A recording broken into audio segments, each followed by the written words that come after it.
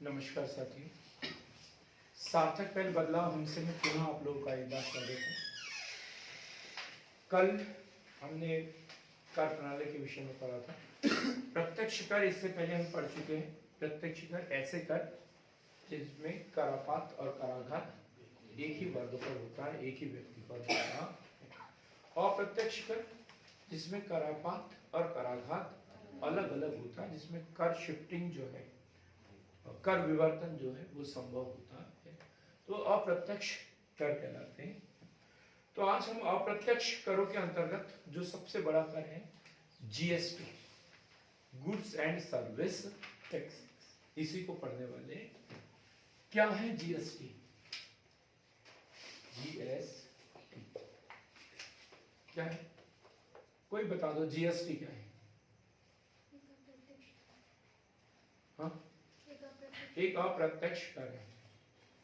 शांतनु जी, आप नहीं बोल सकते क्योंकि जब मैंने क्वेश्चन पूछा था तब आपने कुछ नहीं बोला था। हाँ आप बोलो।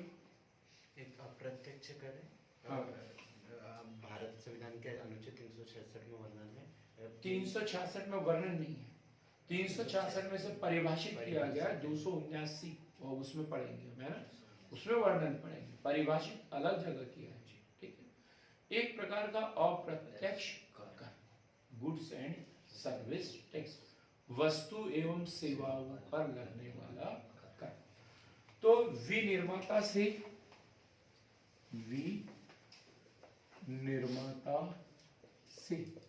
विनिर्माता से उपभोक्ता तक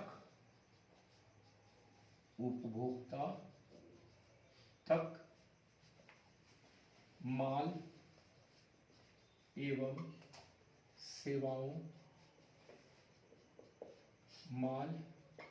एवं सेवाओं की आपूर्ति पर एकल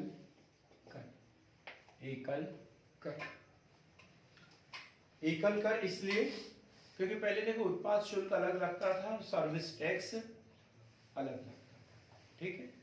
अब वो एक जगह लगता है, एक ही कर, ठीक है, पूरे भारत में एक जैसा, इसलिए इसे क्या बोला गया है? एक देश एक राष्ट्र, एक देश एक कर, एक देश एक कर, इसलिए उसे एकल कर का नाम दिया गया।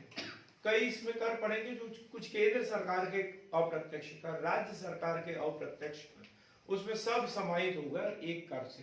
कौन सा? जीएसटी। तो क्या है जीएसटी? यदि एग्जाम में पूछा जाता है, यदि कैपिटल में लिखा है तो अपने को सबसे पहले गुड्स एंड सर्विस टैक्स, ये फुल फॉर्म लिखना है उसका, वस्तु एवं सेवा कर एक अप्रत्यक्ष कर है। और फिर तीसरी लाइन में लिखेंगे विनिर्माता से उपभोक्ता तक माल एवं सेवाओं की आपूर्ति पर लगने वाला एकल कर। एक राष्ट्र एक कर की धारणा पर आधारित और प्रारंभ 1 जुलाई 2017, ठीक। ये उत्तर रहेगा, 3 नंबर का क्वेश्चन आएगा। तो जीएसटी क्या है? अब जीएसटी की परिभाषा देखते हैं। जीएसटी की परिभाषा क्या दी है? अनुच्छेद 366, इसी में परिभाषा दी है। एससी की, एसटी की, सब इसी में परिभाषा दी है। अनुच्छेद 366 पढ़ते ना अपन इसमें। तो हम देखते हैं अनुच्छेद 366 में क्या लिखा है? पीने योग्य अल्कोहल, पीने योग्य अल्कोहल को छोड़कर, पीने योग्य अल्कोहल को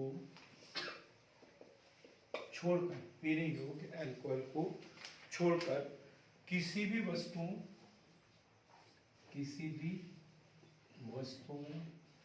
एवं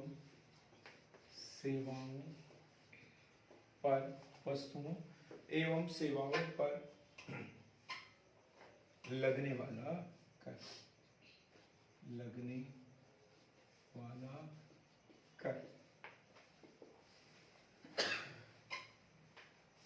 क्या लिखा हमने? पीने योग्य अल्कोहल को छोड़कर किसी भी वस्तुओं एवं सेवाओं पर लगने वाला कर क्या है? जीएसटी। क्या बोलेंगे इसे? जीएसटी। अब इतिहास देखें कि भारत में इसकी शुरुआत कब से की गई, कब से इसके बारे में बात की गई। कल हमने थोड़ा सा बताया भी था इसके विषय में। भारत में जीएसटी का इतिहास, एक एक घटनाक्रम हमें इसमें पढ़ना है। तो सबसे पहले, हाँ बोलिए। 1993, सबसे पहले 1993 क्या नाम था समिति? राजा जे चेलैया समिति। राजा जे चेलैया समिति।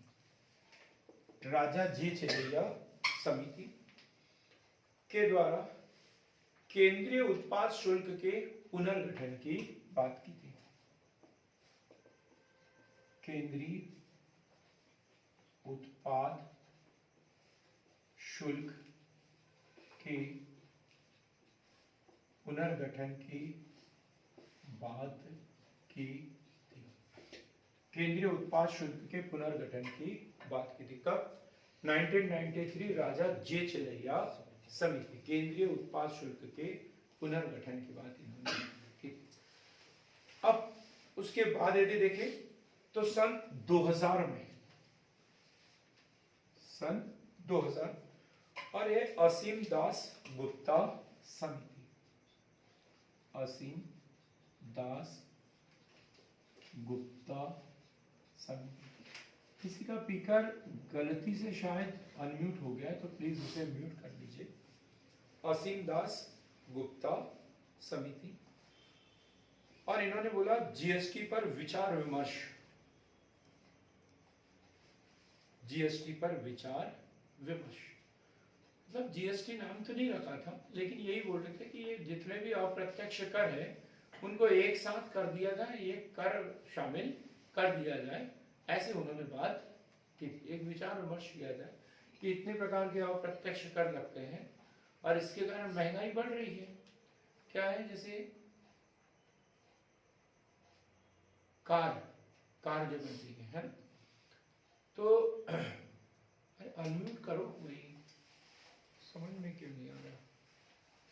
कार जो बन रही है उसके ऊपर उत्पाद शुल्क मान के चलो 20% लग रहा है ना? सेवा कर 14% लग रहा है। कितना हो गया? 34% हो गया। और एक दो मतलब सीमा शुल्क वगैरह लगा दिया, बाहर से कुछ एसेसरीज मंगा रहे हैं, कुछ कर रहे हैं, लगभग 50% टैक्स हो जाता था उसमें। बहुत ज्यादा हो जाता था कि जितने की वस्तु है उससे ज्यादा उसके ऊपर टैक्स हो जाता था, और टैक्स के ऊपर टैक्स हो जाता था, टैक्स के ऊपर टैक्स, कैस्केडिंग इफेक्ट जिसे बोलते हैं। तो ये हो रहा था, तो इसलिए उन्होंने बोला कि इसमें क्या महंगाई बढ़ रही है, एक वस्तु के ऊपर एक ही बार कर लगना चाहिए, ये बात उन्होंने की थी। अब इसमें जीएसटी में क्या 28%, अधिकतम जो है 28% है। तो देखो सब प्रकार से टैक्स लगाने के बाद में भी कितना है? 28%। पहले क्या होता था, अलग अलग कर लगते थे, फिर राज्य सरकार अलग से लगा देती थी उसके ऊपर और ज्यादा कर हो जाता था। तो इसलिए उन्होंने बोला कि महंगाई बढ़ रही है, इसलिए असीम दास गुप्ता समिति ने बोला कि इसके ऊपर पुनर्विचार तो हमें करना ही चाहिए।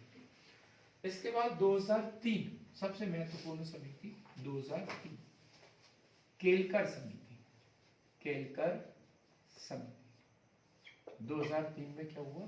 केलकर समिति, केलकर समिति ने वेट सिद्धांत पर आधारित, वेट सिद्धांत पर आधारित जीएसटी की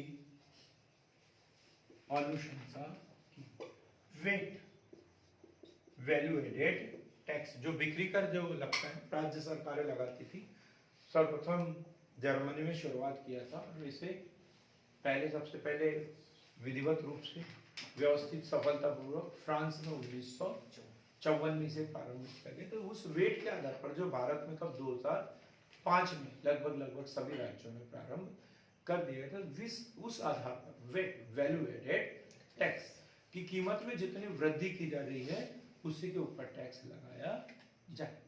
ये इस बात का ऐसे इस सिद्धांत पर जो है जीएसटी की अनुशंसा की किसके द्वारा, केलकर समिति के द्वारा 2003, जो कि 13वें वित्त आयोग के अध्यक्ष विजय केलकर 13वें वित्त आयोग के अध्यक्ष थे। तो इस तरीके से वेट सिद्धांत पर आधारित जीएसटी की अनुशंसा सर्वप्रथम किसने की, केलकर समिति। ये क्वेश्चन एग्जाम में पूछा गया पीएससी। तो अब हम देखते हैं, अब जब ये 2003 में जब ये अनुशंसा हो गई तो 2004 में क्या एक विशेष अधिकार प्राप्त समिति, विशेष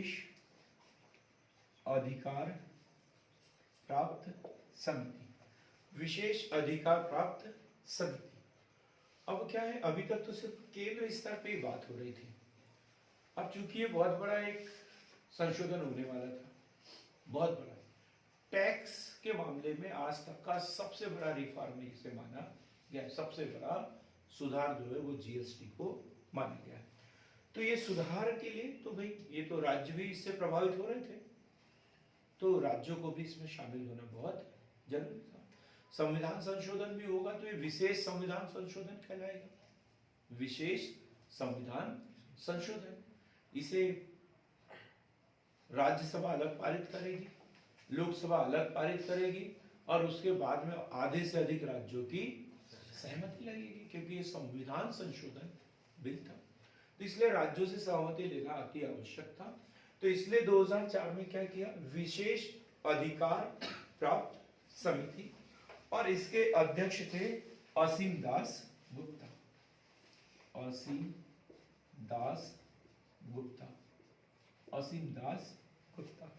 इसमें क्या था, राज्यों के वित्त मंत्रियों की समिति थी, राज्यों की वित्त मंत्रियों की समिति। बाद में ये समिति के अध्यक्ष बदलते रहे, ये समिति ने बहुत दिन तक काम किया।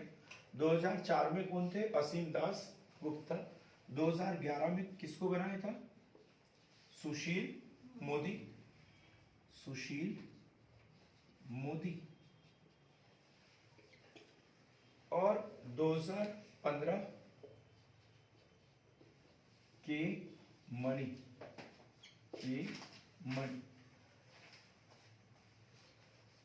जैसे अभी मैंने सरल सा टेस्ट दिया था, लेकिन आप लोग परेशान होते रहे, ठीक है।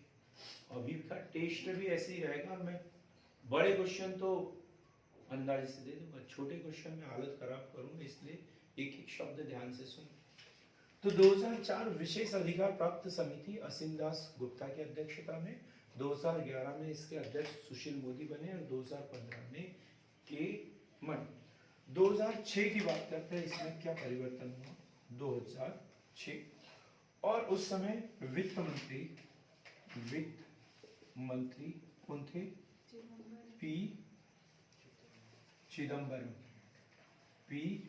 चिदम्बरम। और क्या बोला था इन्होंने, घोषणा की, इनके द्वारा घोषणा की गई, क्या घोषणा की गई, 1 अप्रैल 2010 तक हाउ एनी कंडीशन जीएसटी लागू कर दिया जाएगा। कब तक, 2010 तक। इन्होंने बोला था किसी भी परिस्थिति में 1 अप्रैल 2010 तक जो है जीएसटी को हम लागू कर देंगे। नहीं कर पाए, सरकार है ना, नहीं कर पाए। 13वां वित्त आयोग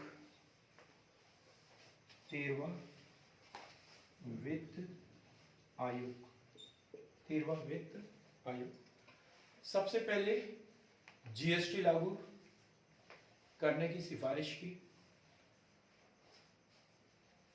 विजय केलकर समिति ने 2009 में इसके ऊपर रिपोर्ट सौंपी जीएसटी पर। फिर से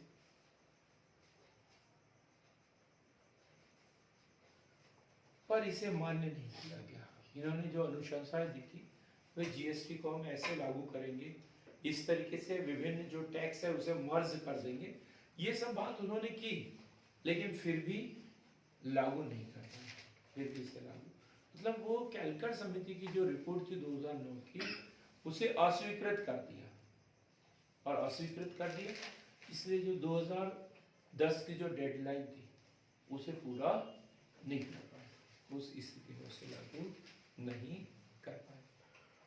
फिर हम देखते हैं 2011 क्या 115वां संविधान संशोधन, 115वां संविधान संशोधन विधेयक या बिल भी बोल सकते हैं, 115वां संविधान संशोधन विधेयक। अब क्या हुआ, 115वां संविधान संशोधन विधेयक जब लाया तो इन्होंने शुरुआत में जो करों की जो दर थी वो इसमें रखी हुई थी, अधिकतम जो दर थी वो थी 22%। जीएसटी की अधिकतम दर जो है वो 22% रखी गई, 22% रखी गई।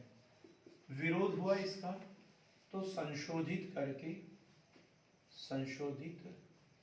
करके कितना 18% कर दिया गया, 18% कर दिया गया। लेकिन फिर भी क्या हुआ, लोकसभा में तो पारित हो गया, लेकिन राज्यसभा में सहमति नहीं बनी, राज्यसभा में सहमति नहीं बनी।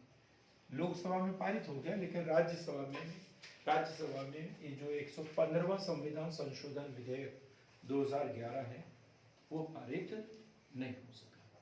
और चूंकि ये क्या है, ये संविधान संशोधन बिल है तो दोनों में अलग अलग पारित होना चाहिए, 2/3 बहुमत से अलग अलग। इसमें संयुक्त अधिवेशन अनुच्छेद 108 के तहत संयुक्त अधिवेशन का इसमें कोई प्रावधान नहीं है, और ना ही राष्ट्रपति जो है इसे वापस कर सकता है, कोई सदन इसे वापस भी नहीं कर सकता, सीधा खारिज कर देते बस, ठीक। अब कोई सहमति नहीं। फिर धीरे धीरे करते हुए 2014 आ गया और 2013 में चुनाव और नई सरकार का गठन, केंद्र में जो है नई सरकार का गठन, मोदी राज जिसे कह सकते हैं, तो ये बीजेपी की सरकार बनी और बात वही आई, कौन सी, जीएसटी फिर से लागू किया जाए। और इसके लिए 17 सितंबर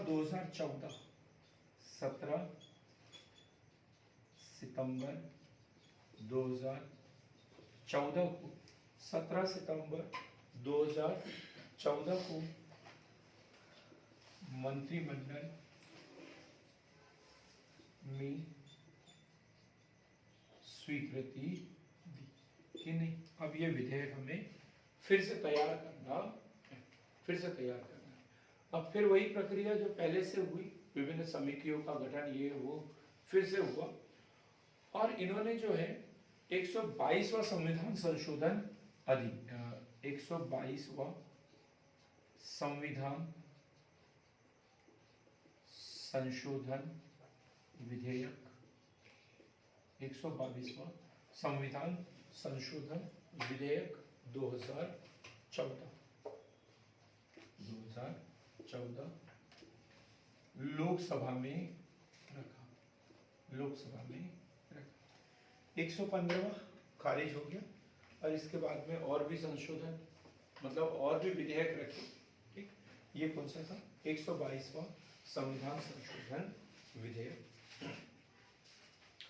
19 दिसंबर 2014 में लोकसभा में पारित हुआ, 19 दिसंबर 2014 को लोकसभा में रखा, 19 दिसंबर 2014 को लोकसभा में रखा, और 6 मई 2015 लोकसभा द्वारा पारित किया गया। लोकसभा द्वारा पारित किया गया। ये छोटी छोटी बातें याद रखना है। कब पारित हुआ लोकसभा में? 6 मई 2015। 3 अगस्त 2016 को राज्यसभा में पारित किया। 3 अगस्त 2016 राज्यसभा द्वारा पारित किया गया। लेकिन कौन सा? ये संविधान संशोधन बिल। इसके लिए आधे से अधिक राज्यों की सहमति भी चाहिए होती है। तो लोकसभा राज्यसभा ने पारित कर दिया। राष्ट्रपति महोदय हस्ताक्षर नहीं करेंगे, इसे कहां भेजेंगे? राज्यों के पास। तो आधे से अधिक राज्यों की सहमति के लिए भेजा। आधे से अधिक राज्यों की सहमति। तो 14 दूनी 28 और 1 29 15। तो सबसे पहले असम राज्य द्वारा, असम राज्य द्वारा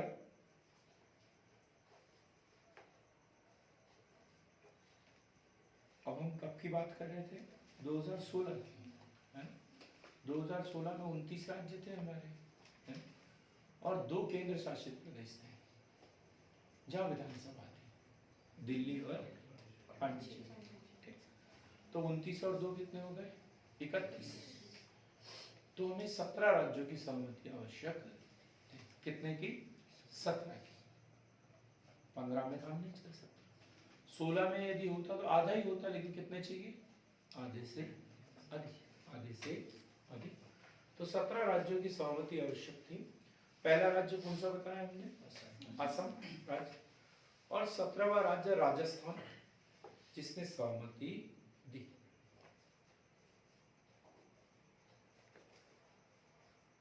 आठ सितंबर 2016 को 8 सितंबर 2016 को राष्ट्रपति महोदय द्वारा स्वीकृति दी गई। 8 सितंबर 2016 को राष्ट्रपति महोदय द्वारा स्वीकृति दी गई। 1 जुलाई 2017 से इसे लागू कर दिया गया। लागू कर दिया गया। तो यदि हम इतिहास देखें यहां से 2000 से लेकर 2017 तक, तो इसे लागू करने में, क्योंकि इन्होंने अनुशंसा की थी, ऐसी कोई बात की नहीं थी जीएसटी की, केंद्रीय उत्पाद शुल्क के पुनर्गठन की बात की थी, लेकिन इन्होंने जीएसटी से संबंधित चर्चा सबसे पहले असीम दास गुप्ता समिति। तो टोटल कितने वर्ष का समय लगा इसे? 17 वर्षों का समय लगा है जीएसटी को वास्तविक धरातल पर लाना। 17 वर्ष का समय इसमें लगा। अब जीएसटी क्या है तो हमने पढ़ लिया। विनिर्माता से उपभोक्ता तक माल एवं सेवाओं की आपूर्ति पर एकल कर। किस सिद्धांत पर आधारित है? एक देश एक कर। एक देश एक कर के सिद्धांत पर आधारित है। ये क्रेताओं से एक साथ वसूल किया जाता है। वसूल किससे किया जाता है? क्रेताओं से, विक्रेताओं से नहीं। उसकी कीमत में ऐड होते जाता है और अंतिम रूप से किससे वसूल किया जाता है? ये क्रेताओं से वसूल किया जाता। यदि यही क्वेश्चन सरल सा पूछा जाता कि जीएसटी अंतिम रूप से किससे वसूल किया जाता है? उत्पादक से, विक्रेता से, उपभोक्ता से या डीलर से, तो हम क्या लिखते हैं? उपभोक्ता से। अंतिम रूप से कौन किससे वसूल किया जाता है? ये उपभोक्ता से वसूल किया जाता है, क्रेता से वसूल किया जाता। ठीक, बात क्लियर होगी। अब इसमें कुछ कर मर्ज हुए हैं, कुछ केंद्र सरकार के और कुछ राज्य सरकार के कर इसमें मर्ज हुए हैं। और आप चाहो तो इसका स्क्रीनशॉट ले सकते हो। अब कौन कौन से कर मर्ज हुए हैं हम देखेंगे। केंद्र सरकार के कौन से हुए, राज्य सरकार के कौन से हुए हैं, कौन से कर अभी इसमें शामिल नहीं किए गए हैं। जैसे हम पेट्रोल की बात करें, एलपीजी की बात करें, वो जीएसटी में शामिल नहीं है, इसलिए तो इनकी कीमतें बढ़ जाती हैं। अल्कोहल का पहले ही बोला था, अल्कोहल युक्त पेय पदार्थों को छोड़कर, है? तो ये भी जीएसटी में शामिल नहीं, अल्कोहल युक्त पेय पदार्थ जीएसटी में शामिल नहीं। तो हम देखेंगे केंद्र सरकार के कर, केंद्र सरकार की कर जो जीएसटी में मर्ज हुए हैं, जो जीएसटी में मर्ज हुए हैं, तो है केंद्रीय उत्पाद शुल्क, केंद्रीय उत्पाद शुल्क, केंद्रीय उत्पाद शुल्क, अतिरिक्त उत्पाद शुल्क, अतिरिक्त उत्पाद शुल्क, केंद्रीय उत्पाद शुल्क, अतिरिक्त उत्पाद शुल्क, प्रतिकर शुल्क, एंटी डंपिंग वाला प्रतिकर शुल्क, प्रतिकर शुल्क, अतिरिक्त सीमा शुल्क, अतिरिक्त सीमा शुल्क। अब यही क्वेश्चन बन जाता है, इसमें सीमा शुल्क शामिल नहीं है जीएसटी में, है ना। कल अपन ने पढ़ लिया सीमा शुल्क, कस्टम ड्यूटी, जो जीएसटी में शामिल नहीं है। सीमा शुल्क दो तरीके का होता है, आयात और निर्यात, वो जीएसटी में शामिल नहीं है। लेकिन जो अतिरिक्त सीमा शुल्क है वो जीएसटी में शामिल कर लिया गया है। और विभिन्न प्रकार के जो सर्विस टैक्स वगैरह जो केंद्र सरकार लगाती थी वो सब इसमें शामिल कर लिए गए। अब राज्य सरकार के कर देखेंगे। सर्विस टैक्स, सेवा कर जिसे बोलते हैं, राज्य सरकार के कर जो जीएसटी में शामिल हुए। तो इसमें मनोरंजन कर, मनोरंजन कर, दूसरा है विलासिता कर, विलासिता कर। आप दुकान में जाते हैं,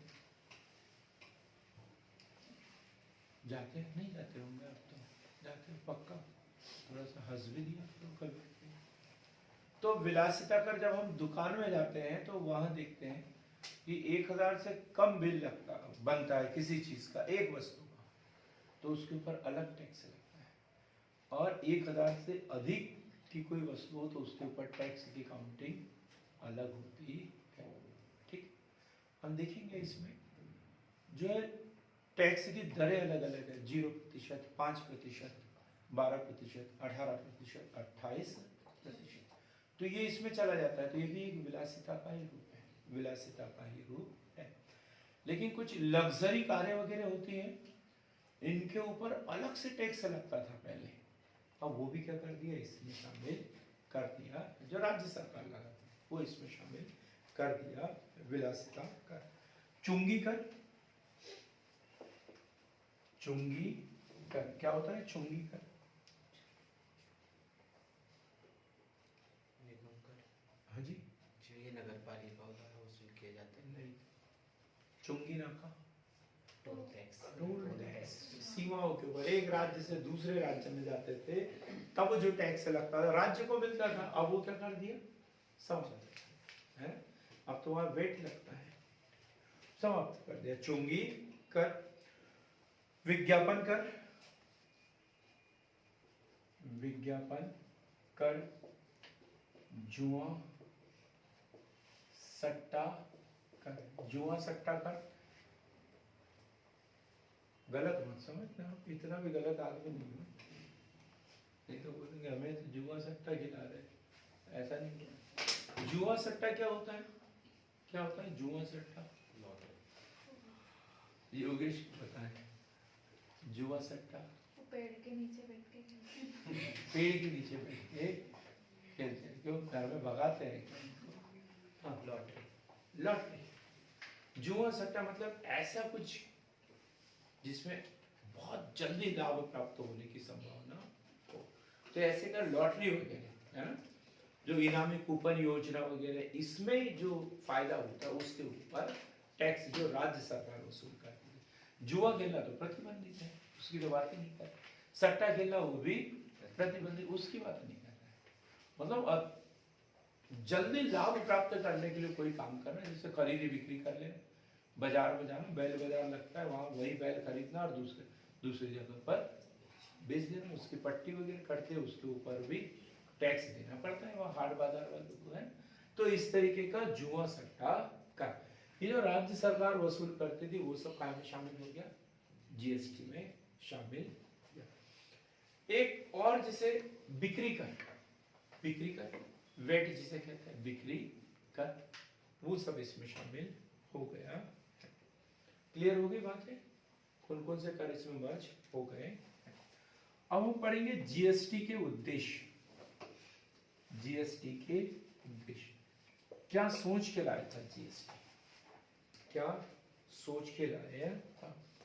तो सबसे पहले कर ढांचे में सुधार, कर ढांचे में सुधार क्या है हम पढ़ेंगे। आखिरी क्वेश्चन जो पढ़ेंगे, एक आदर्श कर प्रणाली के लक्षण लिखिए। आज ये क्वेश्चन भी हम तैयार करेंगे, एक अच्छी कर प्रणाली के लक्षण लिखिए।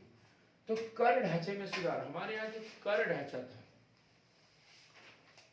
सब लोग कर के दायरे में नहीं आ पा रहे थे उसमें, है? जो टैक्स दे रहा है वो बहुत ज्यादा दे रहा था, जो नहीं दे रहे थे वो बिल्कुल भी नहीं दे रहे थे। कर चोरी बहुत ज्यादा हो रही थी। कई लोग जैसे गांव में दुकानें सालों से चला रहे हैं, उनको कोई टैक्स ही नहीं देना पड़ता, कोई टैक्स ही नहीं देना पड़ता था। और उसमें क्या कीमत में ही टैक्स को शामिल कर लेते थे और उसके ऊपर ज्यादा 4 रुपए कीमत लिखी है 5 रुपए में बेचते थे। बोलते थे कि इसमें क्या है, हमने वहां से लाया, ये वो इतना किराया पानी भाड़ा लगा, वो भी तो शामिल करेंगे, कीमत बढ़ा के बेचते थे। अब इसमें क्या है, पहले ही सब कुछ शामिल है, किस पर कितना टैक्स देना। तो कर ढांचे में सुधार कि जो कर ढांचा है वो विस्तृत हो, अधिक से अधिक लोग कर के दायरे में आए, कर के दायरे में आए।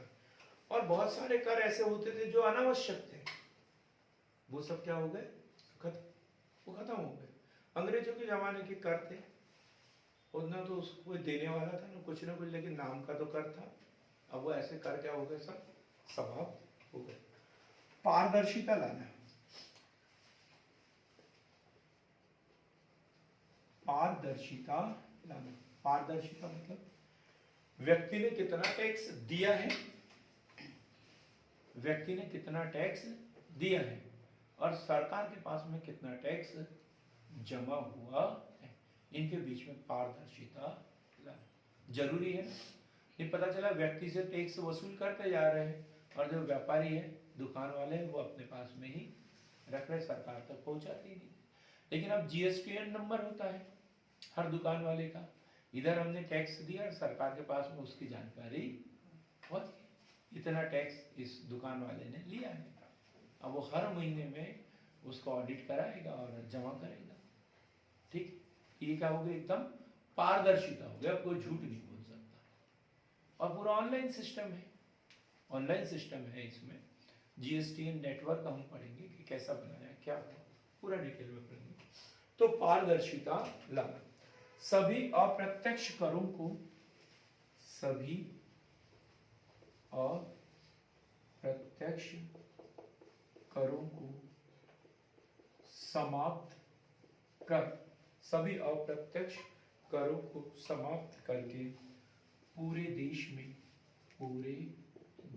में एक जैसी कर प्रणाली लाना, पूरे देश में एक जैसी कर प्रणाली लाना। सोने के ऊपर टैक्स लगेगा पूरे भारत में एक जैसा, एक ही कीमत होगी उसकी। कोई भी चीज की कीमत अब पूरे भारत में क्या होगी, एक ही। ओनिडा टीवी ले रहे हो आप, चाहे दिल्ली से लो, बम्बई से लो, कलकत्ता से लो, कहीं से लो, कीमत क्या होगी उसकी एक ही होगी।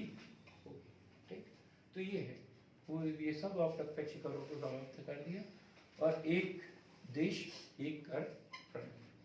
अब आप लोग बोल सकते हैं कि पेट्रोलियम की कीमत तो अलग अलग होती है, हर शहर में अलग अलग होती है।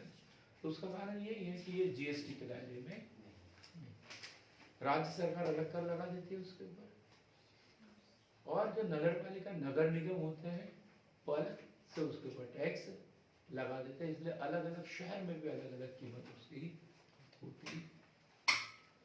तो सभी अप्रत्यक्ष करों को समाप्त कर पूरे देश में एक जैसी कर प्रणाली लाना, प्रतिस्पर्धा बढ़ाना, प्रतिस्पर्धा बढ़ाना और व्यापारिक प्रतिस्पर्धा, व्यापारिक प्रतिस्पर्धा।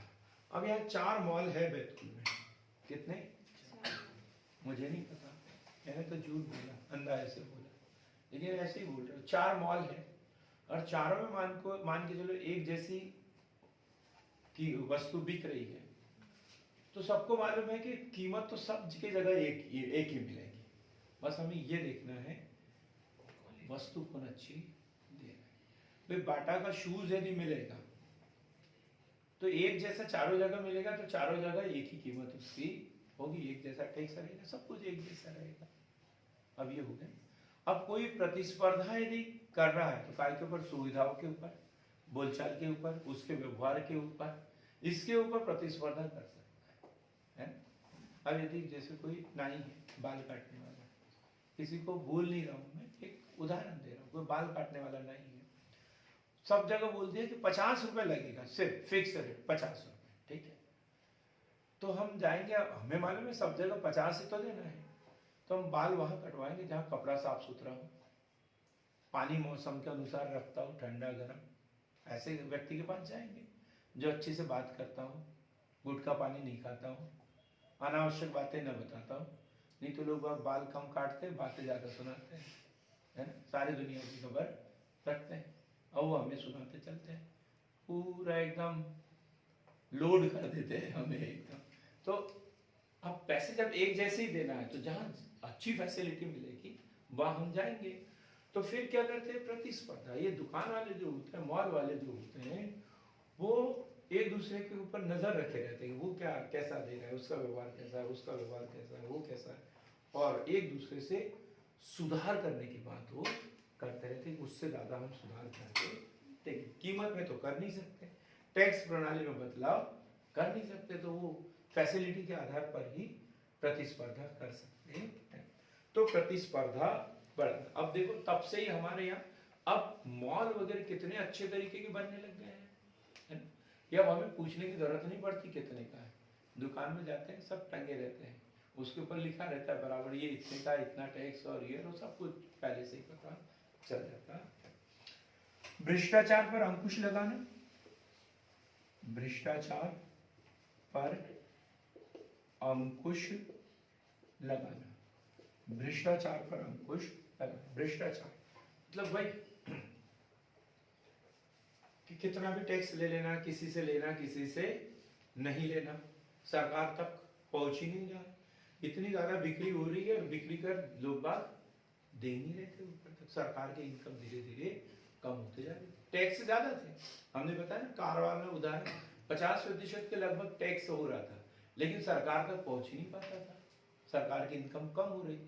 अब 28% है, लेकिन पहले से सरकार की इनकम दुगनी है, क्योंकि अब कोई बचा नहीं सकता, चोरी नहीं कर सकता है। भ्रष्टाचार पर अंकुश लगाना, राजस्व की वसूली में आसानी, राजस्व की वसूली में आसानी।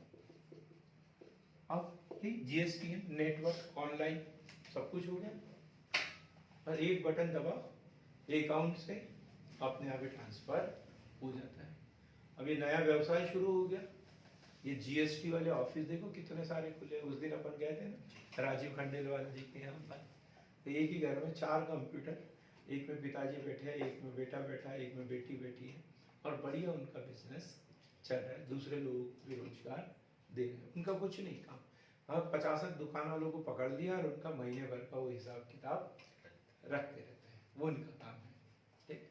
तो इस तरीके से राजस्व वसूली में सरकार को क्या होगी, एकदम आसानी होगी।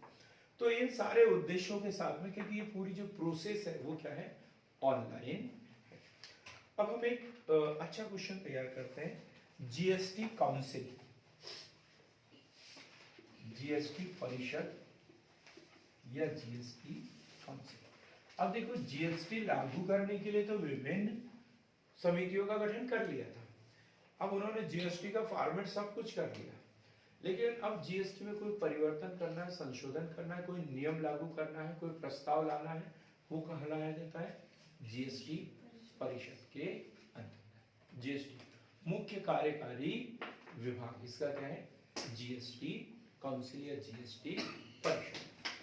तो सहकारी संघवाद क्या है इसमें, सहकारी संघवाद।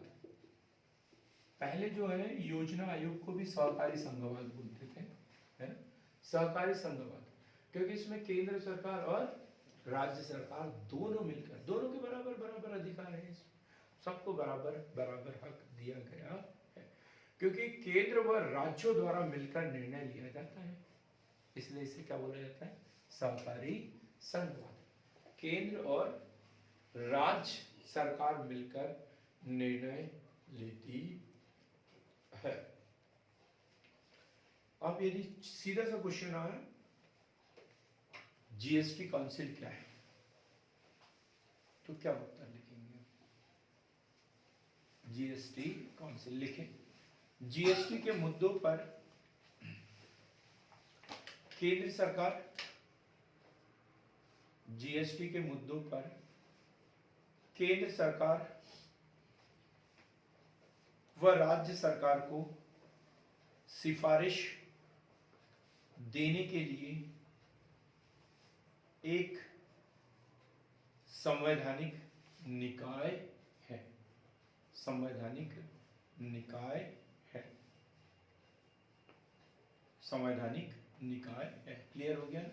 जीएसटी के मामले में केंद्र सरकार हो या राज्य सरकार हो, उनको यदि सिफारिश देना है कि ये हमें करना है, तो वो कौन करेगा, जीएसटी काउंसिल। हमने 115वां संविधान संशोधन विधेयक पढ़ा 2011, 122वां संविधान संशोधन विधेयक पढ़ा 2014, ठीक। 101वां संविधान संशोधन अधिनियम, एक्ट, है ना।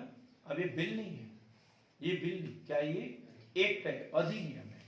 101वां संविधान संशोधन अधिनियम के तहत जीएसटी लागू किया गया है। जीएसटी लागू हुआ है, तो उसके लिए कौन सा, 101वां संविधान संशोधन अधिनियम।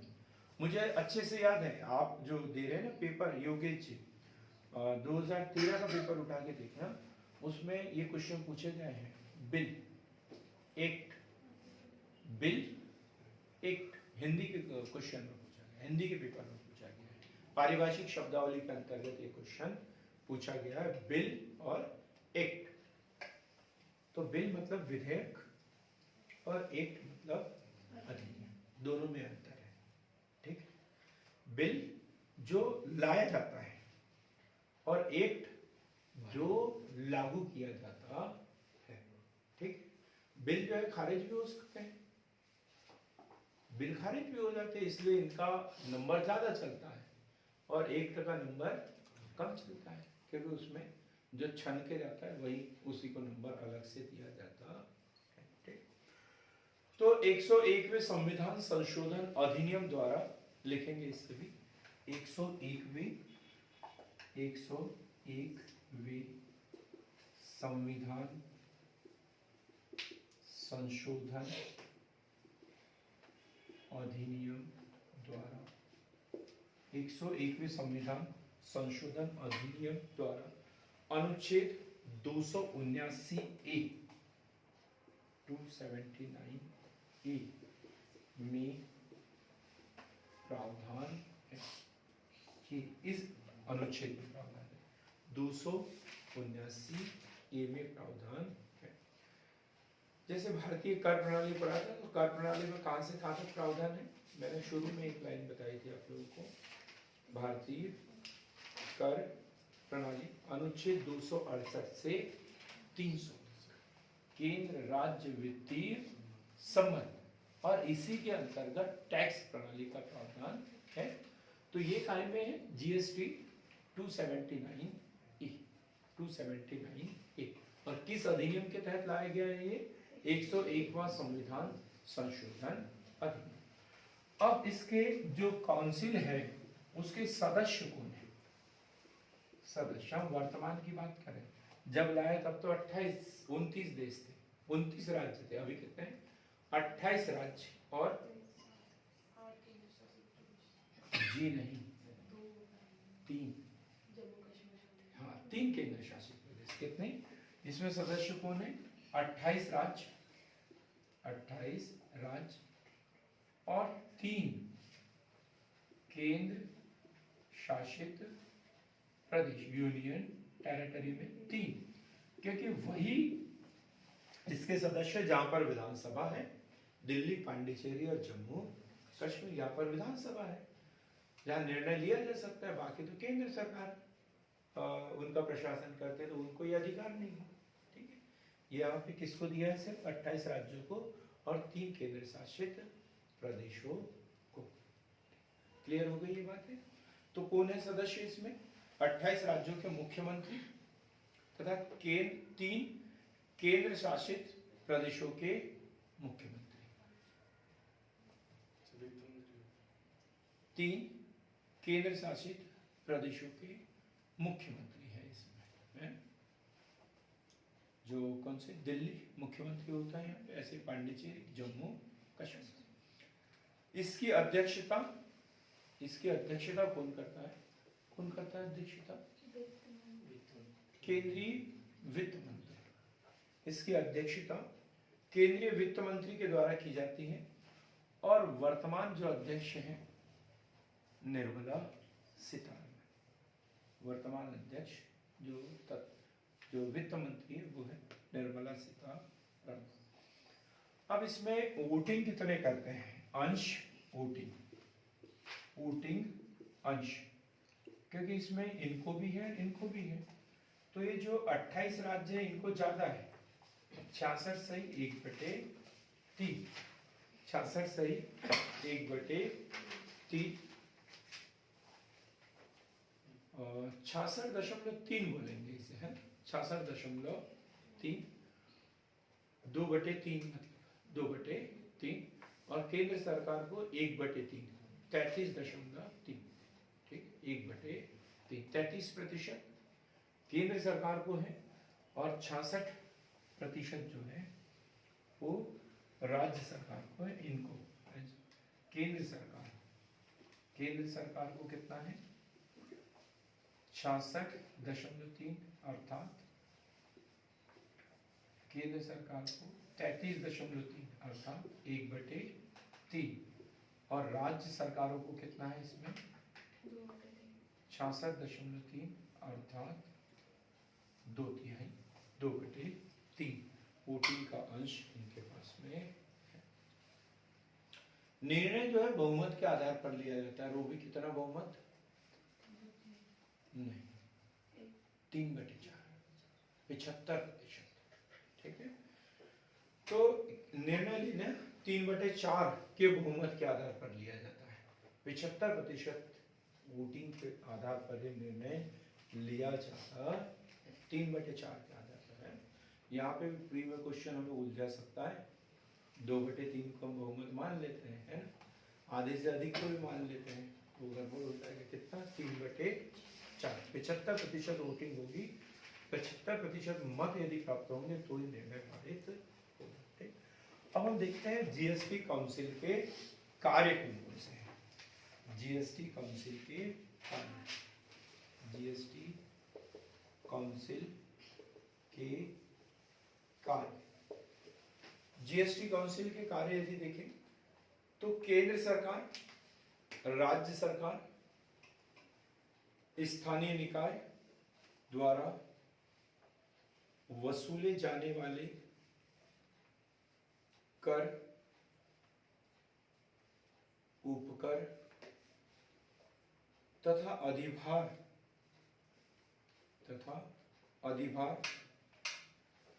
जिन्हें जीएसटी के अंतर्गत शामिल किया गया है, जीएसटी के अंतर्गत शामिल किया जाना है के संबंध में सिफारिश देना, ठीक। क्या क्या बताया? केंद्र सरकार के या राज्य सरकार के या स्थानीय सरकार द्वारा जो भी कर पहले वसूल किए जाते थे और अब कहाँ जाना है, वो जीएसटी में शामिल किया जाना है, तो उनके ऊपर सिफारिश देना कि शामिल करना है या नहीं करना है, ठीक। क्लियर होगी बात? पहला पॉइंट, सिफारिश कौन करेगा? GST council. दूसरा, ऐसी वस्तुएं एवं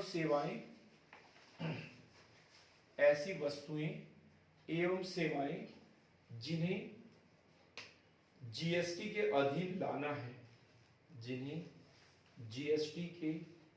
अधीन लाना है या उससे छूट प्रदान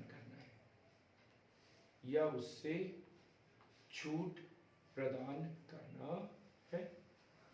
जैसे अभी बताया ना हमने, पेट्रोलियम जीएसटी के दायरे से बाहर है, एलपीजी जीएसटी के दायरे से बाहर है, अल्कोहल युक्त पेय पदार्थ जीएसटी के दायरे से बाहर है। तो अल्कोहल का तो अधिनियम में ही प्रावधान है सीधा, ठीक। पर अन्य जो वस्तुएं हैं उसको जीएसटी के दायरे में लाना है या नहीं लाना है, उस वजह से हम पढ़ेंगे कि इसमें 5 स्लैब है। वैसे तो मुख्य 4 है, कौन कौन से? 5, 12, 18 और 28। लेकिन एक 5वां कौन सा? जीरो है, मतलब जीएसटी के दायरे से क्या हो गया वो? बाहर। ये अनुशंसा है कि भाई नमक अनिवार्य वस्तु है और इसको जीएसटी के दायरे से बाहर कर दिया जाए। लोग मांग रखते हैं, सरकार के सामने धरना प्रदर्शन करते हैं, तो जीएसटी काउंसिल विचार करती है कि ये जो मांग है वो वाजिब है या नहीं, इसे जीएसटी के दायरे में लाना है तो मतलब 5%, 8%, 12% ऐसे कर में यदि ला दिया मतलब जीएसटी के दायरे में है। यदि जीरो में लेके चले गए तो मतलब जीएसटी के दायरे से बाहर। तो ये सिफारिश कौन करेगा? जीएसटी काउंसिल करता है। क्लियर हो गया? दूसरा पॉइंट, ऐसी वस्तुएं एवं सेवाएं जिसे जीएसटी के अधीन लाना है या उसे छूट प्रदान करना है, उसकी अनुशंसा करना। वह सीमा रेखा जिसके नीचे वस्तु एवं सेवाओं के टर्नओवर की जीएसटी से छूट प्रदान किया जा सके। अब हम दुकान में जाते हैं, है ना? कई दुकान ऐसी है जहां पर जीएसटी का बिल हमें नहीं मिलता। छोटी छोटी दुकानें होती है ना, जैसे ये यहाँ पे चल जाओ, खंडेलवाल जी की दुकान, यहाँ पे दूसरे खंडेलवाल जी की दुकान, यहाँ पर नहीं मिलता है बिल हमें जीएसटी का। क्यों नहीं मिलता? क्योंकि जीएसटी रिटर्न दाखिल करना, मंथली करना है, 3 महीने का करना है, साल भर का करना है, ये अलग अलग बात है, ठीक है। तो किसको छूट दी गई है, ये जीएसटी काउंसिल सिफारिश करता है। जब जीएसटी लागू हुआ था 1 जुलाई 2017, तब जो सामान्य राज्य है उनके लिए कितना? 20 लाख रुपए, 20 लाख रुपए था, अभी नहीं लिखना, समझ लो, 20 लाख रुपए या उससे अधिक का टर्नओवर हो रहा है मासिक, तो आपको जीएसटी जो है वो जीएसटीएन नंबर लेना अनिवार्य है, ठीक है, मतलब ऑनलाइन ही करना है। और यदि पहाड़ी राज्य है, पर्वतीय राज्य है, वहां लेन देन कम होता है, तो फिर ऐसे क्षेत्रों के लिए कितना? 10 लाख। 10 लाख के ऊपर यदि होता है तो ही आपको जीएसटी का जीएसटीएन नंबर लेना है, नहीं तो आपको छूट दी जाएगी, ठीक। लेकिन अब संशोधन कर दिया इसमें, अब कितना कर दिया? सामान्य राज्यों के लिए कर दिया 40 लाख, और यही जो पर्वतीय पूर्वोत्तर के राज्य इनके लिए कितना कर दिया? 20 लाख। इसके ऊपर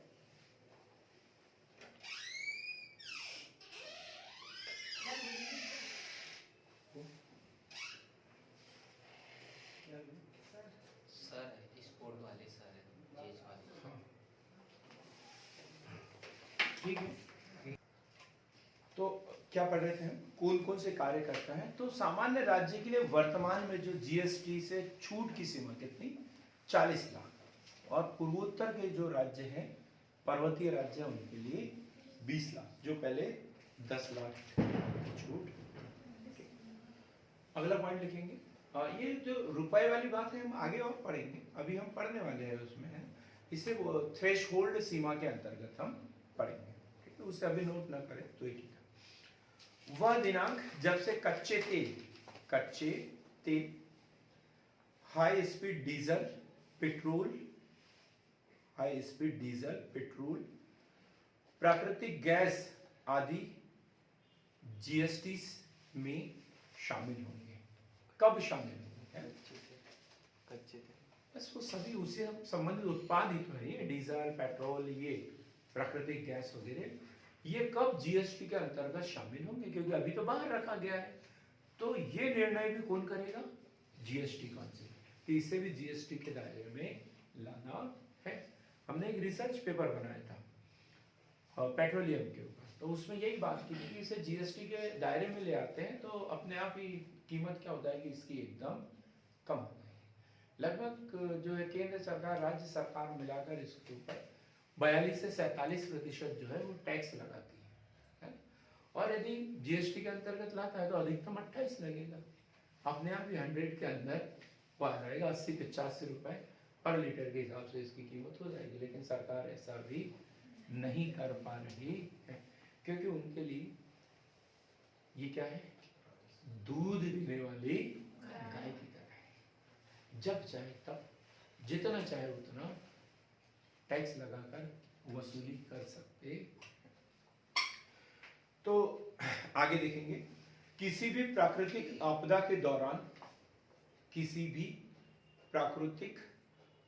के दौरान अतिरिक्त संसाधन इकट्ठा करने के लिए क्या लिखा, किसी भी प्राकृतिक आपदा के दौरान अतिरिक्त संसाधन इकट्ठा करने के लिए किसी विशेष अवधि के लिए कोई विशेष कर की दर में वृद्धि कर देना, करों की दरों में वृद्धि कर देना। जैसे अभी लॉकडाउन लगा था, कोरोना काल, ऐसे समय में करों की दरों में वृद्धि किसी कर पे वो कर सकते हैं। इसके अनुशंसा भी कौन करेगा? जीएसटी काउंसिल ही करेगी, करों में वृद्धि करना है या कमी करना है। उत्तर पूर्वी व पर्वतीय राज्यों के लिए विशेष प्रावधान करना, उत्तर पूर्वी व पर्वतीय राज्यों के लिए विशेष प्रावधान करना। 18 दिसंबर 2019 को जीएसटी परिषद की 38वीं बैठक संपन्न हुई थी। अभी का डाटा मेरे पास नहीं है, इसलिए मैं वही लिखवा रहा हूं। 38वीं बैठक हुई थी, जिसमें लॉटरी पर कर की दर कितनी कर दी अमरदीप? लॉटरी पर कर की दर 28% कर दी है। जो 18 में था उसे कहाँ लेके चले, सॉरी 12 में था तो उसे सीधे कहाँ लेके चले गए, 28%। लॉटरी पर कर की दर 28% कर दी गई, जो 1 मार्च 2020 से प्रभावी है। 1 मार्च 2020 से प्रभावी है। अब हम पढ़ेंगे जीएसटी जो लाया गया, तो इससे किसको लाभ हुआ, कौन कौन सा लाभ हुआ। तो अलग अलग वर्गों के लिए अलग अलग लाभ इसके देखने को मिलते हैं। 3 नंबर का क्वेश्चन बन सकता है कि जीएसटी का उत्पादकों के लिए कौन सा लाभ हुआ, जीएसटी का उपभोक्ताओं के लिए कौन सा लाभ है। हानि में भी पूछ सकता है किस वर्ग के ऊपर कौन सी हानि हुई है। ठीक, ये ऐसे क्वेश्चन इसमें पूछ सकते हैं। तो हम सरल सा एक तैयार करते हैं जीएसटी के लाभ।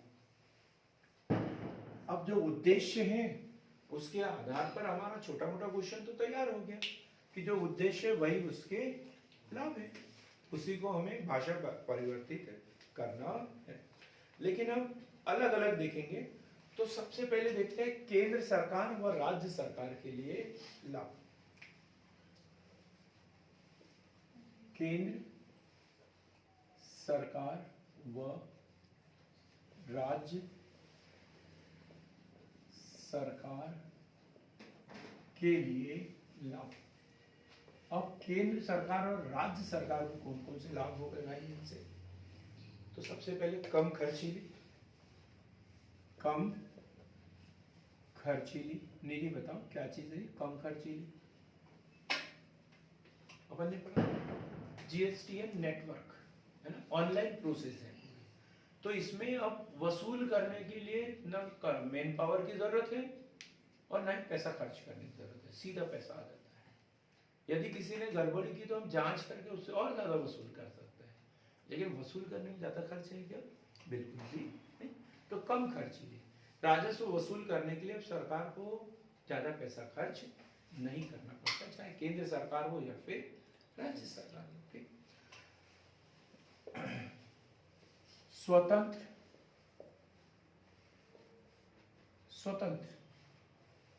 कैसे? पहले क्या होता था? वित्त आयोग अनुशंसन करेगा, इतना टैक्स मिलेगा, इतने की राज्यों को देंगे ये। अभी क्या होता है? सीजीएसटी और एसजीएसटी बिल लेते हैं अपन बराबर, उसमें स्पष्ट दो भागों में दिया हुआ रहता है। सीजीएसटी मतलब सेंट्रल जीएसटी, केंद्र सरकार का कर, और एसजीएसटी मतलब स्टेट जीएसटी, राज्य सरकार का कर। बस स्वतंत्र है, दोनों को अपना अपना टैक्स मिल जाता है। बात क्लियर हो गई है?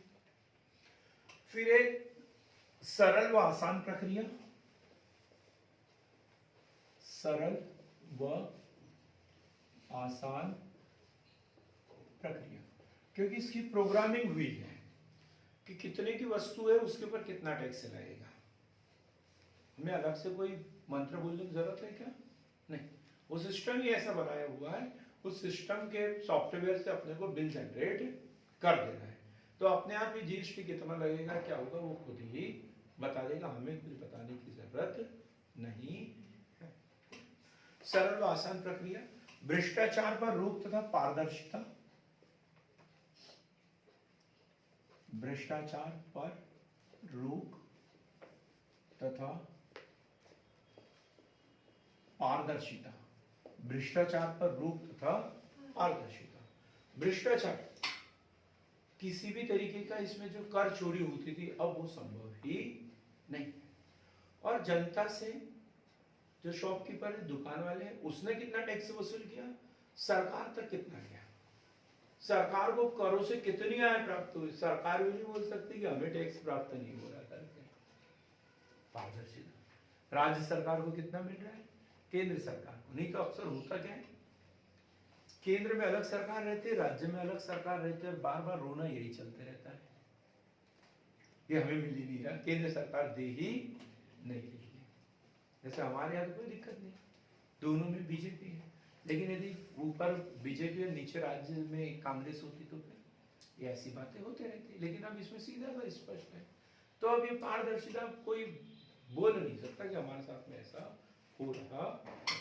अधिक राजस्व की प्राप्ति, अधिक राजस्व की प्राप्ति, क्या इसमें कर आधार बढ़ गया है, कर आधार बढ़ गया है। पहले क्या होता था, बहुत कम लोग कर के दायरे में थे, अब इसमें बहुत सारी वस्तुएं कर के दायरे में आ गई है। तो करों की दर तो कम हो गई है, करों की संख्या भी कम हो गई है, लेकिन करों से जो सरकार को जो राजस्व प्राप्त हो रहा है उसमें वृद्धि हो गई, उसमें वृद्धि हुई है।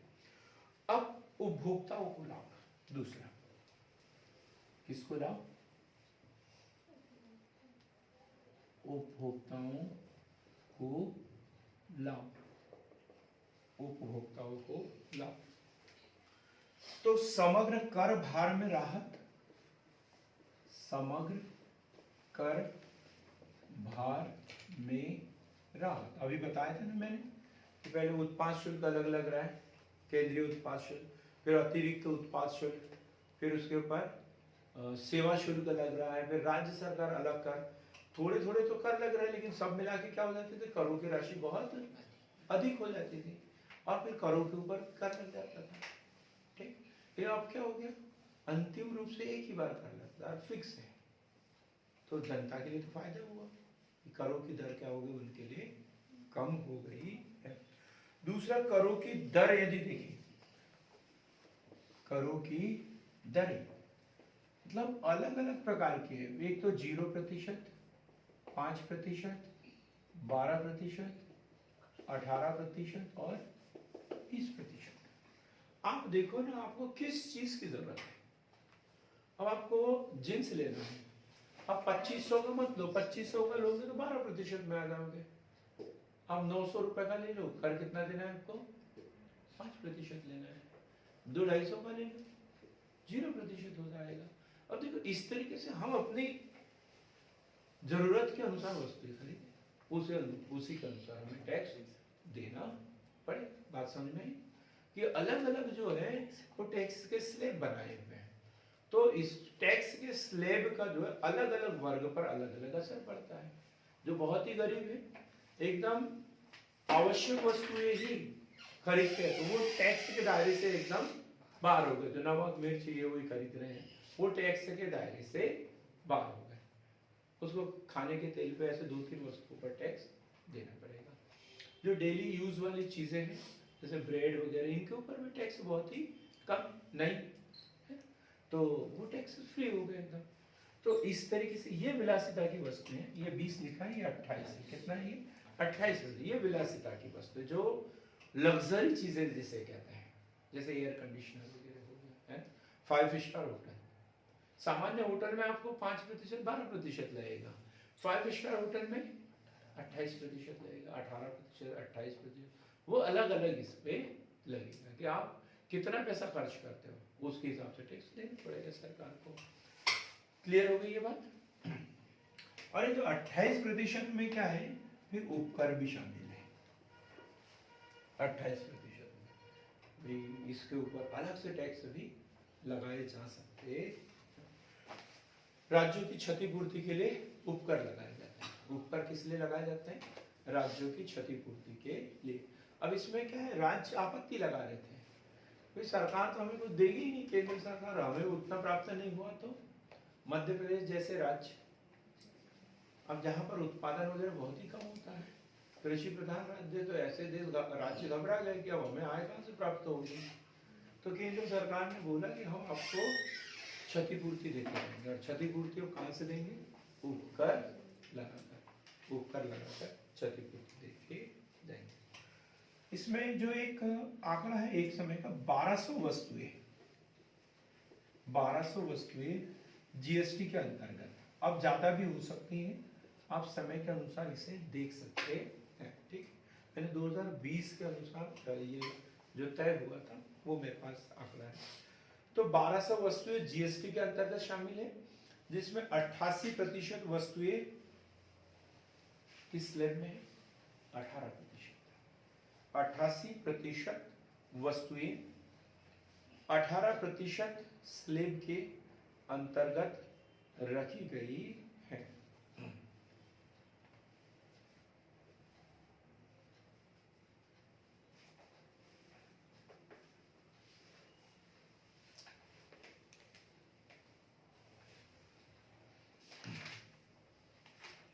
इसके अलावा यदि हम देखें तो और लाभ में लिखेंगे, अलग अलग पॉइंट डाल के लिख लो सामान्य से। एक मजबूत एवं व्यापक सूचना प्रौद्योगिकी का प्रयोग, मजबूत एवं व्यापक सूचना प्रौद्योगिकी का प्रयोग। प्रतिस्पर्धा में सुधार, प्रतिस्पर्धा में सुधार।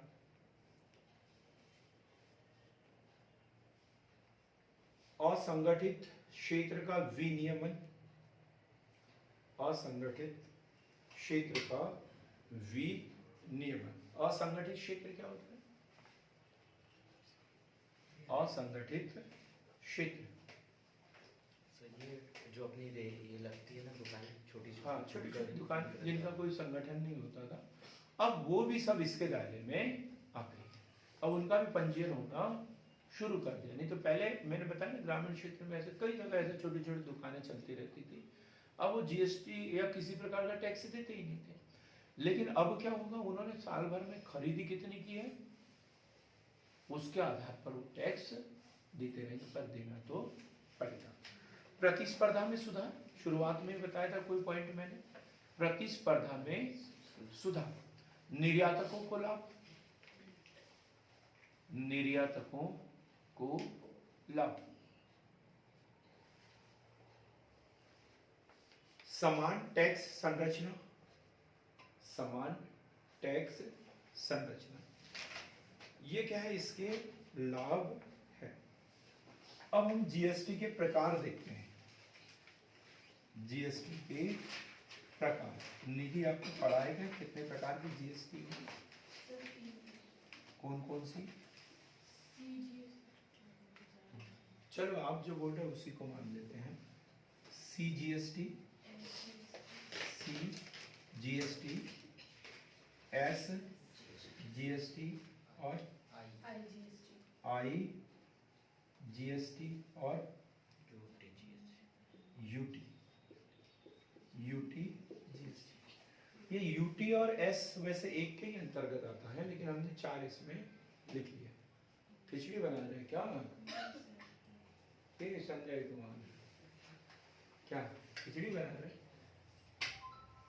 तो सी जीएसटी सेंट्रल जीएसटी, ठीक, और एस जीएसटी, इन दोनों की हम बात करें तो इसमें क्या हुआ, एक राज्य में, जिस राज्य में उत्पादन हुआ, जिस राज्य में उत्पादन और उसी राज्य में उपभोग हो गया उसका, उसी राज्य में उपभोग हो गया, तो फिर क्या लगेगा, सी जीएसटी और एस जीएसटी दोनों अलग अलग। हमें बिल मिलता है तो उसके ऊपर बराबर लगा रहता है सी जीएसटी और एस जीएसटी। ये ऐसी वस्तु है जिसका उत्पादन भी वही हुआ है और उपभोग भी उसके राज्य में हुआ।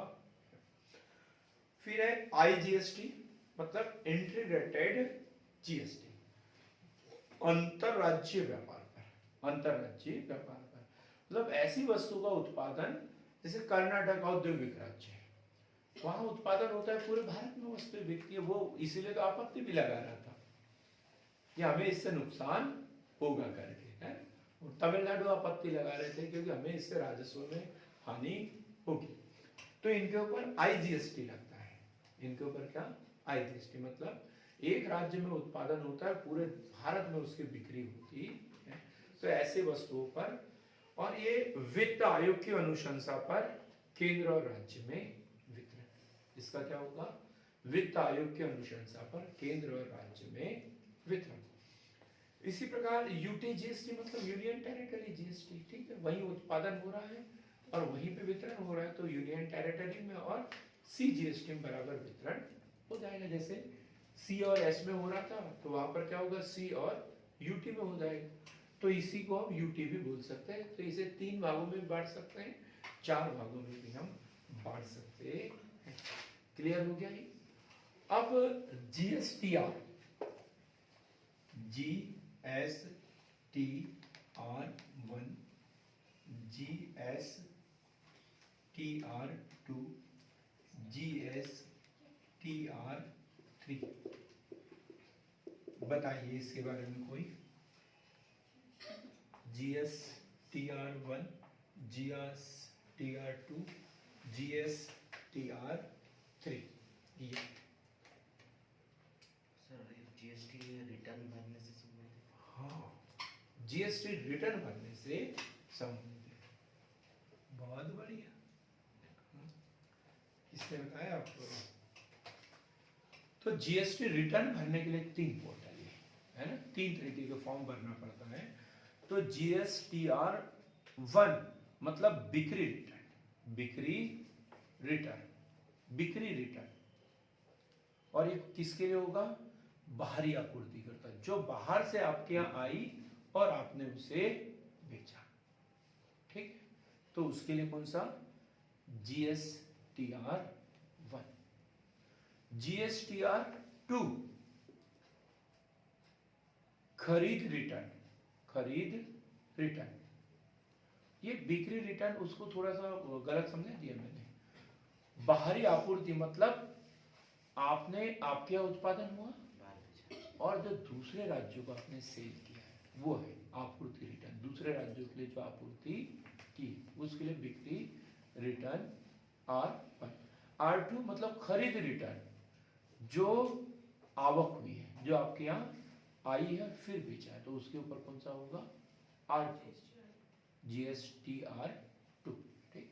और R3 मतलब इसमें एक ही वस्तु है, क्या करते हैं एक जगह से खरीदते हैं और दूसरी जगह बेच देते हैं, पुनर्निर्यात जिसे कहते हैं, तो उसके लिए कौन सा होगा GSTR3, बिक्री व खरीद रिटर्न, बिक्री व खरीद रिटर्न। क्लियर हो गया है? अब हम और थोड़ी बहुत शब्दावली इसमें देखेंगे। तो सबसे पहले हम देखते हैं थ्रेशोल्ड लिमिट। थ्रेशोल्ड लिमिट अभी मैंने समझा दिया उसको। वैसे थ्रेशोल्ड लिमिट क्या होता है? थ्रेशोल्ड लिमिट वो टर्नओवर की सीमा जहां तक जीएसटी से छूट दी गई, वह लिमिट जिसे जीएसटी से छूट मिलेगी। जब जीएसटी लागू हुआ तब कितने? 20 लाख और 10 लाख। सामान्य राज्यों के लिए कितना था? 20 लाख। ये वार्षिक टर्नओवर था, वार्षिक टर्नओवर 20 लाख। और पर्वतीय राज्य है तो वार्षिक टर्नओवर कितना? 10 लाख। लेकिन वर्तमान में जो है वो सीमा कितनी होगी? सामान्य राज्यों के लिए 40 लाख और पर्वतीय राज्यों के लिए 20 लाख। अब कंप्लीट हो गया ये हमारा कौन सा? Threshold limit. टर्नओवर मतलब टोटल जितना बेचा है वो टर्न है ना। कोई दुकान वाले से लेगा ही, क्योंकि हम लोग उत्पादक के पास तो जाते नहीं जमा करने के लिए। जैसे रेमंड का हमने शर्ट बनवाया, ठीक, तो हम वहां तो नहीं जाएंगे पांडुरनाथ रेमंड कंपनी के पास। हम कहाँ जाएंगे? बोथरा वस्त्र भंडार या रेमंड शॉप में जाएंगे। तो उस रेमंड शॉप या बोथरा वस्त्र भंडार ने साल भर में जितने का बेचा है वो टर्नओवर है। उसमें टैक्स की बात नहीं कर रहे, लाभ की बात नहीं कर रहे, टर्नओवर मतलब जितनी बिक्री होती है वो टर्नओवर है। तो जितना टर्नओवर हुआ उसका, यदि साल भर का 20 लाख और अभी वर्तमान में 40 लाख, 40 लाख से अधिक ज्यादा यदि हो रहा है तो उनको जीएसटीएन का जो है रजिस्ट्रेशन लेना ही पड़ेगा, कंपलसरी है। पहले 20 लाख की लिमिट थी, 20 लाख के नीचे वालों को छूट थी, अब 40 लाख कर दी है। ठीक, तो वो लिमिट जिससे नीचे जो है वो जीएसटीएन रजिस्ट्रेशन की छूट रहती है, उसे क्या कहते हैं? Threshold limit. अब एक कंपोजिशन योजना। कंपोजिशन योजना क्या है? कंपोजिशन योजना ये तो पहले भी पढ़ चुके थे हम लोग। कंपोजिशन योजना थ्रेशोल्ड लिमिट के अंतर्गत है।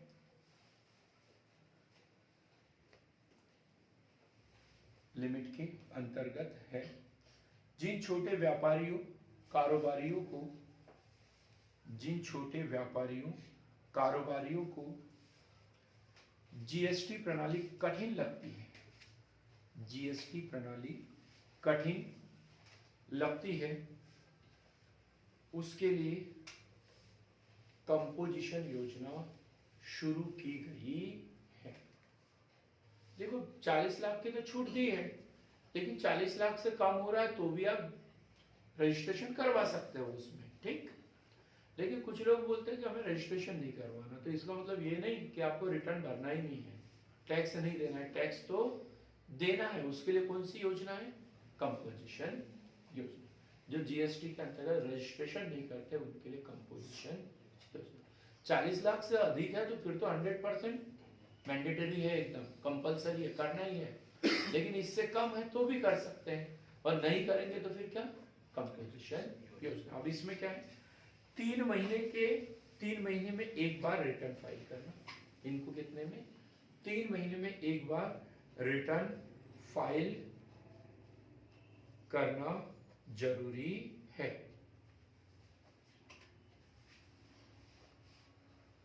तीन महीने में एक बार रिटर्न फाइल करना जरूरी, तथा पूरे साल में एक बार, पूरे साल में एक बार किस्तों में करना है, और बाद में पूरा हिसाब एक बार अवश्य देना है। 3 महीने में किस्तों में तो देना ही है, लेकिन पूरा बाद में कभी ज्यादा दे दिया कम दे दिया, उसका हिसाब कब होगा, वित्तीय वर्ष में एक बार अवश्य होगा। तीसरी आगे देखेंगे, ज्यादा दस्तावेज बनाने की आवश्यकता नहीं, ज्यादा दस्तावेज की आवश्यकता नहीं। जीएसटी कम होने के कारण,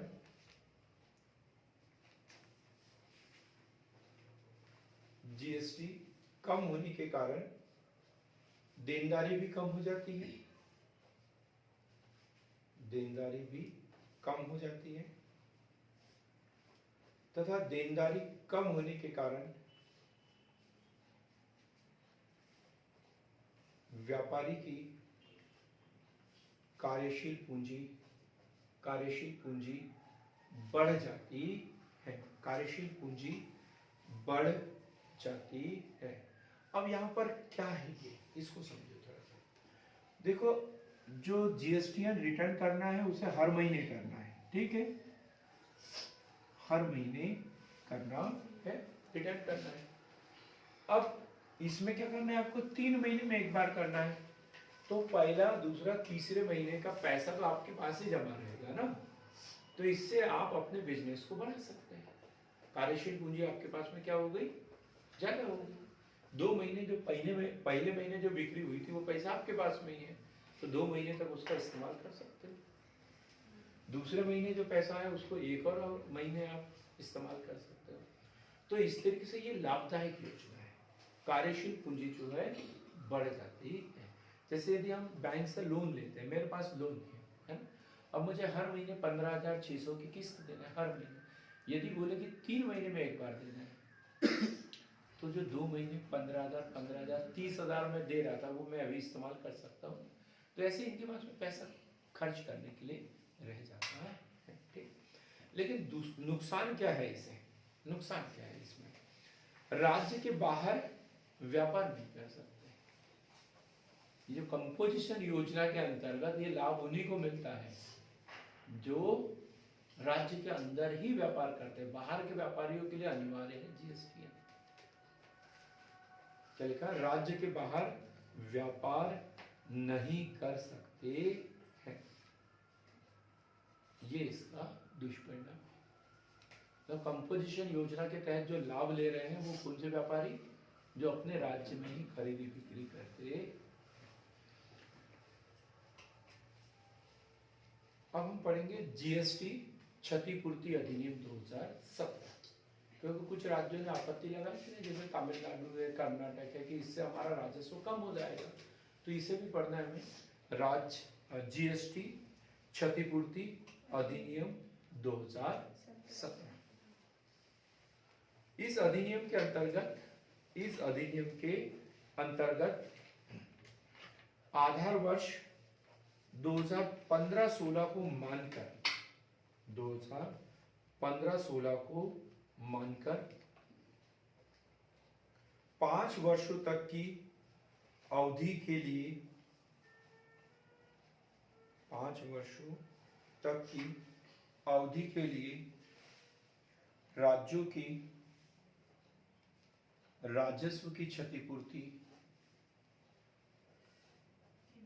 केंद्र सरकार करेगा, केंद्र सरकार करेगा। अब जैसे कोई बोल रहा है कि हमारा राजस्व पहले की तुलना में कम हो रहा है, तो अब देखेंगे कि 2015-16 में कितना राजस्व मिला था, इस साल कितना मिला और उससे कम मिला है, तो फिर जितना कम हुआ है उसकी क्षतिपूर्ति कौन करेगी, केंद्र सरकार करेगी।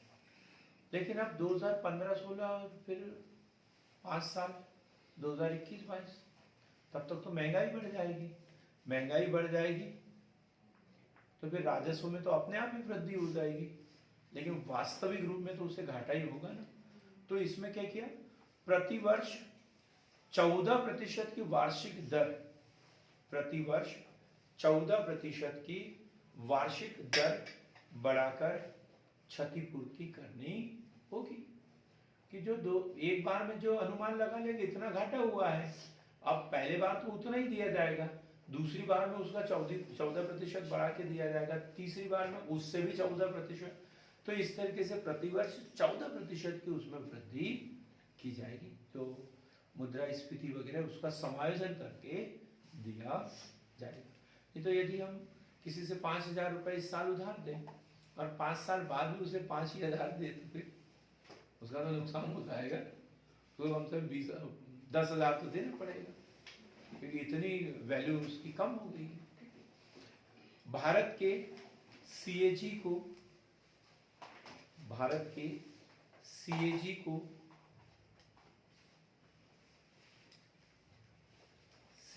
को इसका अंकेक्षण करने का कार्य दिया गया है। इसका जो ऑडिट है वो कौन करता है, सीएजी करता है। अंकेक्षण कौन करेगा, हिसाब किताब रखना पूरा इस सीएजी करता है। भारत के सीएजी को इसका अंकेक्षण करने का दायित्व दिया गया है। अब हम पढ़ेंगे रिवर्स चार्ज। लास्ट अवधारणा है आज की हमारी, रिवर्स चार्ज। क्या होता है रिवर्स चार्ज? रिवर्स चार्ज तो लाइन का है। रिवर्स चार्ज सिस्टम के तहत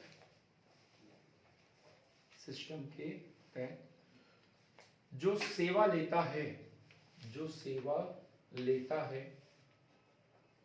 सेवा करके भुगतान करने की जिम्मेदारी उस पर होगी। ठीक, रिवर्स चार्ज सिस्टम के तहत जो सेवा लेता है, सेवा करके भुगतान करने की जिम्मेदारी उस पर होगी, न कि सेवा प्रदाता कंपनी की। पहले सेवा कर में क्या होता था, सेवा प्रदाता देता था, है ना, सेवा प्रदाता वसूल करता था और फिर देता था। लेकिन अब ऐसा है कि इसमें नहीं, ये जिम्मेदारी किसके ऊपर दी है, जो सेवा ले रहा है वही चुकाएगा। ये सेवा खरीदी इसमें शामिल है, तो सेवा लेने वाले की जिम्मेदारी है। तो मित्रों, अभी बड़ा अच्छा वीडियो हमारा मिला आप लोगों को। जीएसटी की A to Z जानकारी हमने शेयर की आप लोगों से। एक छोटी सी अवधारणा इसमें बची हुई है जो अगले वीडियो में हम देखेंगे, और वो होगा जीएसटीएन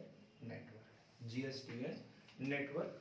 और जो 2020 से लेकर 2022 तक, वर्तमान तक जो भी संशोधन हुए हैं, जीएसटी काउंसिल ने जो अनुशंसाएं पारित की है, उसके विषय में कल हम डिटेल में चर्चा करेंगे। तो तब तक के लिए बहुत बहुत धन्यवाद।